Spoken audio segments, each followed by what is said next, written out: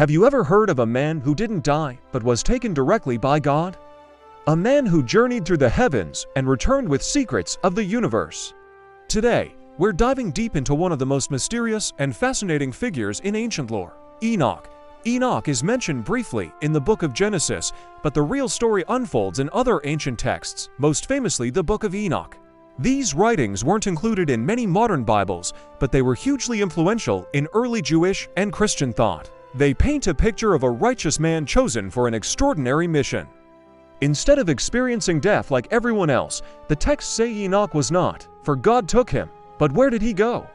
And what did he see? That's where our journey begins.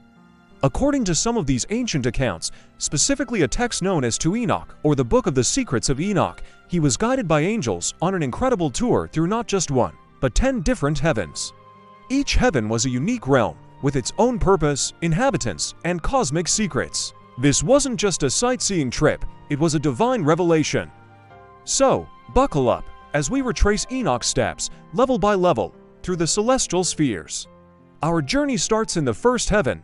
Enoch describes this as the realm just above our own world. Here, he saw a vast reservoir of cosmic elements, the storehouses of snow, ice, clouds, and dew. It's the control center for Earth's weather.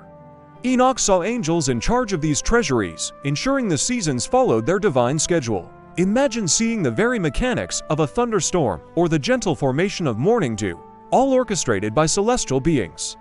This first level sets the stage, showing that even the seemingly ordinary phenomena of our world are part of a grand, heavenly design. It's the backstage of our reality. Next, Enoch ascends to the second heaven. And this is where things get a bit darker. He describes this heaven as a prison. Here, he witnessed angels who had rebelled against God, hanging in a gloomy darkness, awaiting their final judgment. They were in a state of torment, constantly weeping.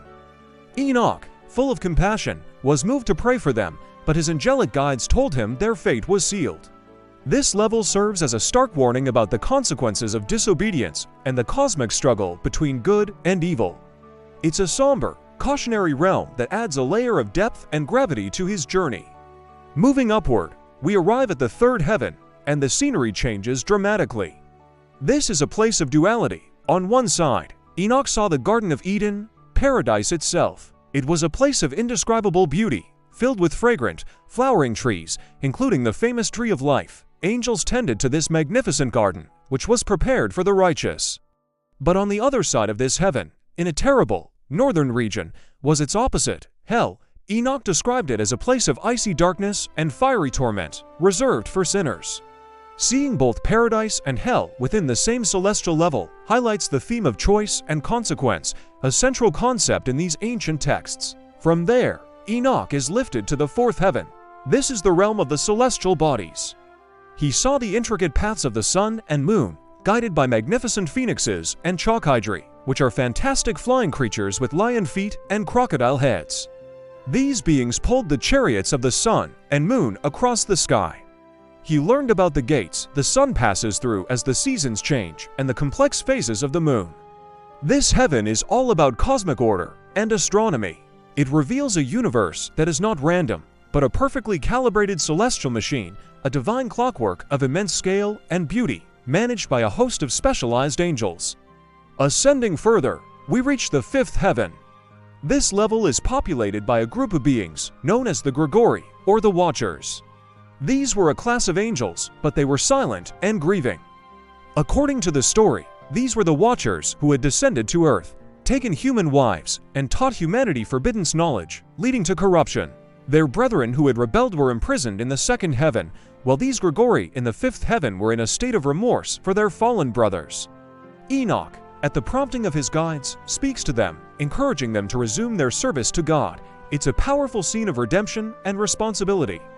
The sixth heaven is where Enoch encounters the angels who govern the workings of the world below.